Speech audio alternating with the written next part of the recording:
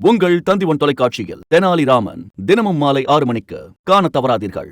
பழனி அருகே பெரியதுறை வாய்க்கால் உடைந்து தண்ணீர் விளை நிலங்களுக்குள் புகுந்ததால் விவசாயிகள் கவலை அடைந்துள்ளனர்.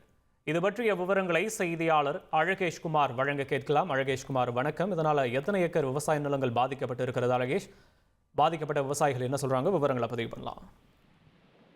திண்டுக்கல் மாவட்டம் பழனியில் நேற்று அதிகாலை முதல் தொடர் கனமழை பெய்து வருகிறது. அதாவது இடைவிடாமல் தொடர்ந்து 2 நாட்களாக பெய்து வரும் கனமழை காரணமாக பழனி பகுதிகளில் உள்ள அணைகள், குளங்கள் உள்ளிட்ட நீர்நிலைகள் அனைத்தும் நிரம்பி வருகிறது.